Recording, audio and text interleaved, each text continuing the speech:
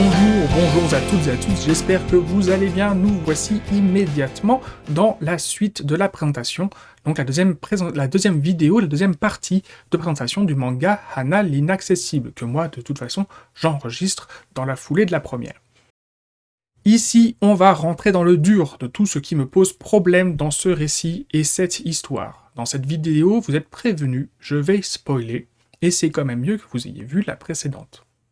L'histoire commence sur une scène un peu forte, qui permet en 3 pages de comprendre les rapports entre les différents protagonistes dans l'équipe de travail. Tsuyoshi, donc, est-ce que vous avez besoin que... Non, je ne les représente pas. Tsuyoshi présente une idée à sa chef, Hana. Donc Tsuyoshi, protagoniste principal masculin, du coup je la représente. Hana, protagoniste féminin principal. Hana lui fait comprendre que son travail est insuffisant en lui parlant un peu durement. Ils sont au milieu de l'open space, donc devant tous les collègues. Hana quitte la scène, un collègue en profite pour enfoncer la tête sous l'eau à Tsuyoshi. Est-ce que l'expression est la bonne, enfoncer la tête sous l'eau? Oui, c'est-à-dire qu'en fait, en tout cas, il vient pas pour lui remonter le moral. Présentation immédiate du rival amoureux. Dans les faits, je trouve cette scène très bonne. D'un point de vue professionnel, par contre, c'est du n'importe quoi. Mais en termes de démarrage de récit, je trouve que c'est très bien. Les éléments présentés dans le résumé en 4ème de couverture, le synopsis, sont confirmés, et on ne perd pas de temps pour nous présenter un rival à Tsuyoshi, et le récit est très clair. Ce nouveau personnage, appelé Sarada Genki, est un con.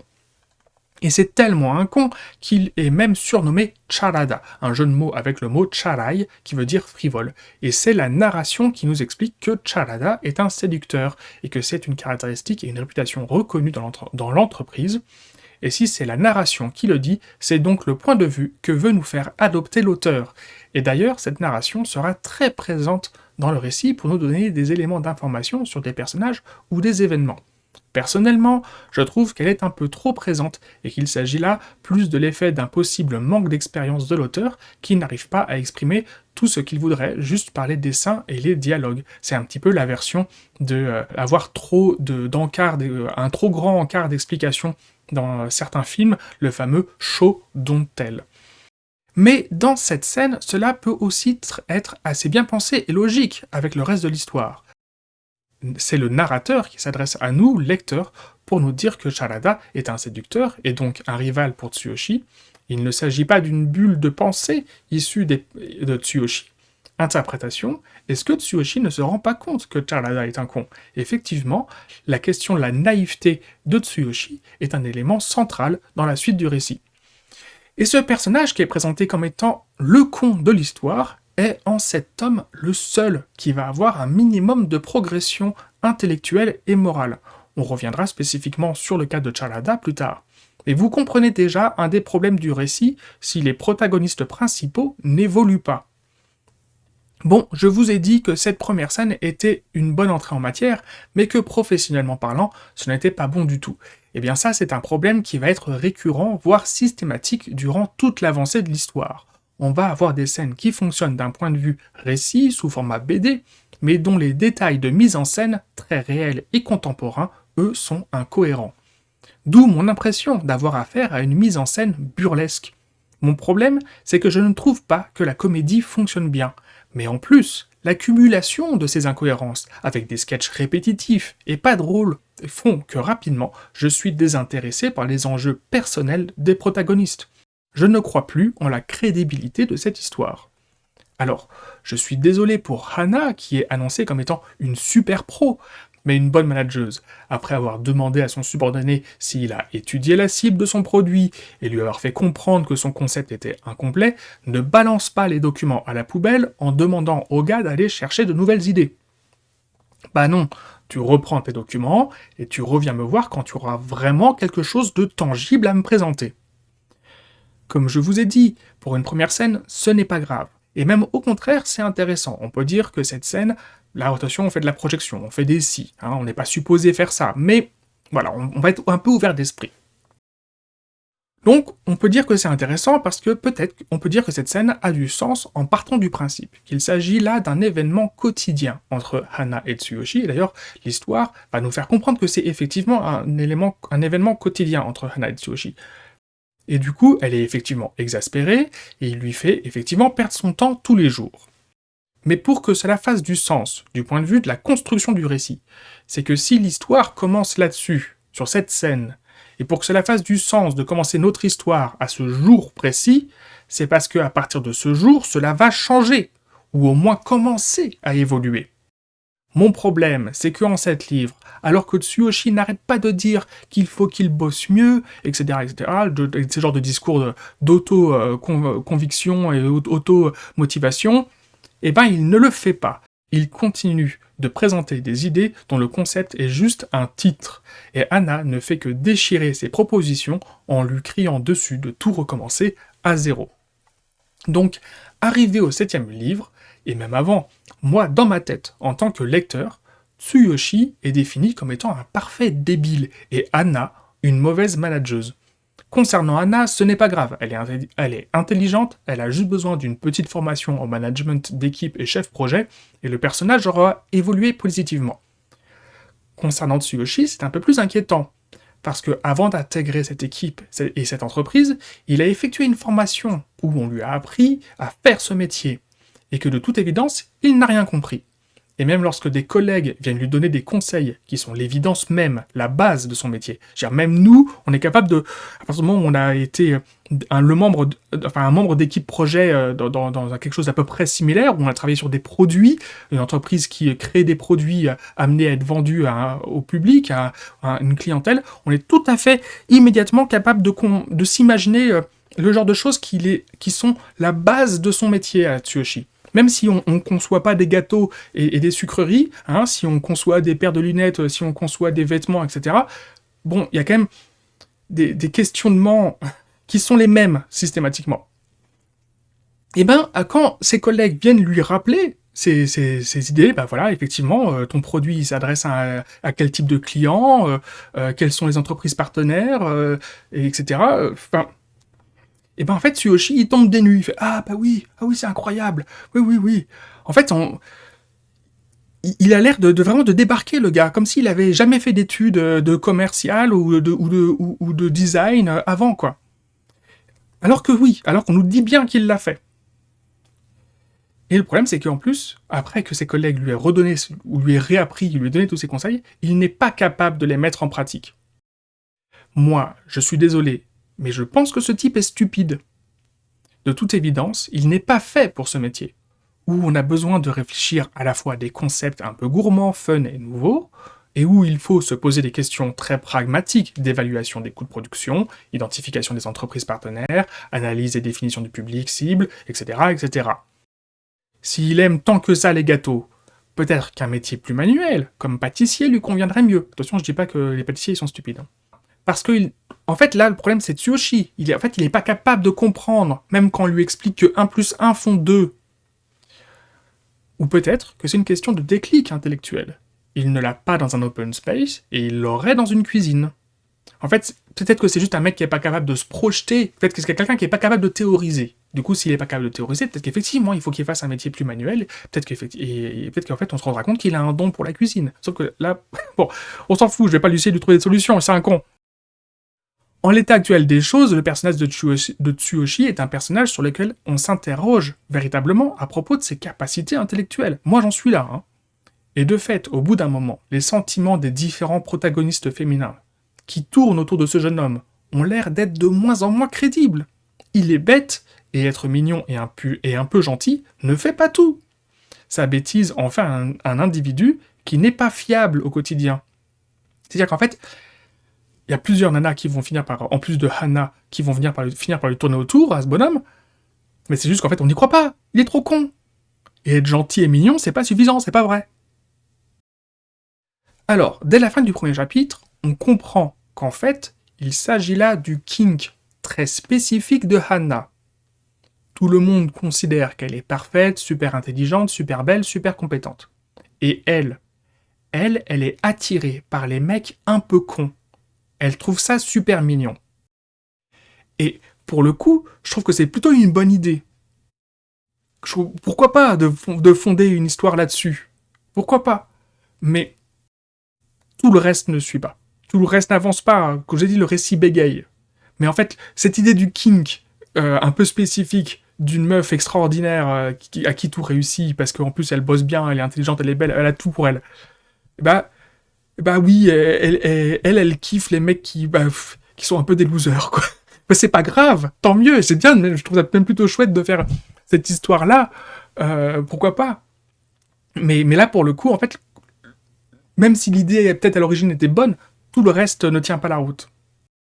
Et pour le coup, elle est très perspicace, parce qu'elle se rend bien compte, elle analyse Tsuyoshi, elle le voit, elle est amoureuse de lui, donc elle analyse le gars. Elle se rend bien compte que Tsuyoshi réfléchit comme un enfant. Et c'est d'ailleurs un des éléments de sa personnalité qui lui plaît le plus. Sauf que cette forme d'attirance, si on fait un peu de psychologie de comptoir, personnellement, moi je la connais chez deux types d'individus dominateurs. Un, on a la personnalité du sauveur ou de la sauveuse qui va en fait avoir un comportement, se montrer très paternant ou maternant avec son conjoint, jusqu'à l'étouffer d'attention et lui retirer toute autonomie en l'infantilisant. Et ensuite, on a l'autre personnalité de dominatrice, qui est donc la personnalité donc, du dominateur-dominatrice qui va s'exprimer par le fait d'humilier son conjoint et de le rabaisser en permanence, et de lui dire que sans lui, on vaut rien, qu'il est bête, qu'il est stupide, et lui détruire sa confiance en soi, etc. On a malheureusement eu l'occasion d'être témoin de ce genre de scènes très désagréables dans des événements mondains en société, en soirée ou des choses comme ça. Ce qui me pose problème, c'est que Hana n'est pas supposée être ni l'un ni l'autre. A priori, elle n'a pas spécifiquement envie de materner Tsuyoshi, et quand elle se montre particulièrement désagréable avec lui et qu'elle l'humilie en public, elle le regrette instantanément. Elle sait très bien que c'est pas du tout le comportement qu'elle souhaite avoir avec lui. Et je ne crois pas que l'auteur Murata Koji veuille nous présenter une relation amoureuse que nous, lecteurs, nous puissions interpréter comme étant malsaine. Parce que le récit use et abuse de tous les clichés des récits de romance où les deux protagonistes sont tellement innocents que le moindre contact du bout des doigts leur donne des palpitations. Je vous avais dit que effectivement ils avaient utilisé le terme dans la première partie de vidéo. Je vous avais dit, pardon, dans la première partie de présentation, donc dans la vidéo précédente, je vous avais dit, ils utilisent le terme, ils sont comme des amoureux adolescents, sans expérience, etc. Et j'avais pointé du doigt, attention, l'expression adolescente, lorsque c'est souvent le témoignage d'un travail mal fait, d'une manière d'aborder justement la question des sentiments et des relations amoureuses d'une manière en fait peu crédible et peu réaliste. On est là-dedans. Hana est tout à fait consciente que son comportement au travail n'est pas le bon, puisqu'elle finit systématiquement par humilier Tsuyoshi devant ses collègues, comme je vous ai dit. C'est là un point supplémentaire qui me pose problème dans ce manga. Tsuyoshi est un homme un peu bête, voire très bête. Hana est une femme intelligente. Par contre, elle ne fait aucun effort pour se comporter différemment en 7 tomes. C'est-à-dire que je vous ai parlé donc 3 premières pages du bouquin, elle humilie. Là, à ce moment-là, elle l'humilie pas trop. Après, elle va aller de pire en pire avec lui. Et en fait, à chaque fois, elle sait très bien qu'elle n'est pas supposée se comporter comme ça. Et elle le fait quand même. Alors vous allez me dire, attention, justement, si on repart dans ce truc de psychologie de comptoir, je suis en train de sortir de mon script, c'est pas bien, on sait très bien que dans un couple, le manipulateur ou la manipulatrice, après avoir humilié leur conjoint, finissent par dire « Oh, je suis désolé, bébé, tout ça, tu comprends », et puis ils ont toujours plein d'excuses. Et peut-être qu'en fait, Hana, elle est là-dedans. Sauf qu'en fait, il n'y a rien, absolument rien, dans la mise en scène et dans le déroulé de l'histoire de Hana l'inaccessible, qui nous présenterait effectivement ce personnage féminin, donc Hana, comme étant en fait ce type de dominatrice, manipulatrice. Elle est systématiquement présentée comme étant une femme qui est juste un peu trop pure, quoi. Mais on n'y croit pas, comme je vous ai dit. Dans l'histoire, des mois et des mois se sont passés, les personnalités professionnelles des deux protagonistes en sont au même point par rapport aux 3 premières pages du premier tome. Et leur relation amoureuse n'a presque pas évolué depuis le premier chapitre du tome 3. On a un petit switch en avant à la fin du tome 6, début du tome 7, et puis finalement, au cours du tome 7, on se rend compte que, en fait, non, pas du tout. En fait, c'est très simple. C'est à partir du tome 3 que le récit de Hana l'inaccessible se met à bégayer. Entre le tome 1 et le tome 3, il y a une deuxième protagoniste féminine, Amai Ichigo, qui va tourner autour de Tsuyoshi, car elle se sent menacée par Hana. Elle veut donc lui piquer son petit toutou, elle veut lui piquer Tsuyoshi. Prise à son propre jeu, Ichigo va développer de véritables sentiments pour Tsuyoshi, parce que vous comprenez, il est gentil, il est mignon. Mais il est con. Bon, déjà, cet arc scénaristique, il a été épuisé depuis 20 ans. Bon, j'excuse son usage parce que c'est le premier manga publié en volume relié de Murata Koji. J'ai tendance à penser que chaque jeune auteur, autrice, a le droit d'utiliser une fois quelques gros clichés d'histoire qui ont été, ou qui ont été utilisés sans scrupule par d'autres auteurs et autrices au cours des années passées. On les voit, ces gros clichés. Mais si dans certains shoujo cela m'a agacé, ici il s'agit de la première œuvre de l'auteur. Je notais que c'était dommage d'avoir repris un cliché peu réaliste à la base, et je suis passé à autre chose.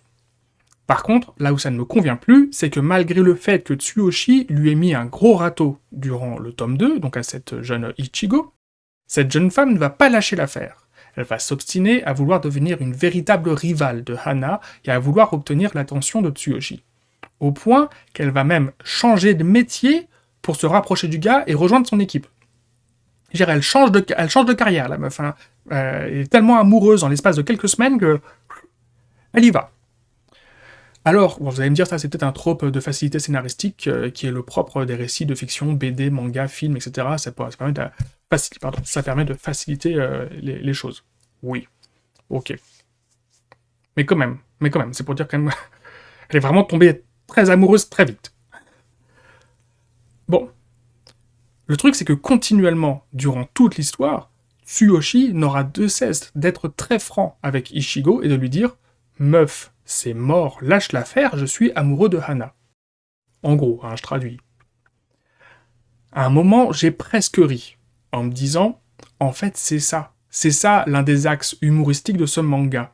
C'est que quoi qu'elle fasse, cette pauvre petite Ichigo, le destin va toujours venir ajouter quelque chose ou quelqu'un pour se dresser entre Tsuyoshi et elle. Ichigo sera toujours la troisième roue du carrosse. Là, j'aurais complètement accepté le côté burlesque de cette histoire, puisqu'il aurait été complètement assumé. Mais non, parce qu'en fait, au lieu, j'ai ce sentiment de malaise constant entre ces axes de romance auxquels je ne crois pas et cette comédie qui ne me fait pas rire. Alors, on va voir ça dans la prochaine vidéo, la deuxième partie de cette présentation.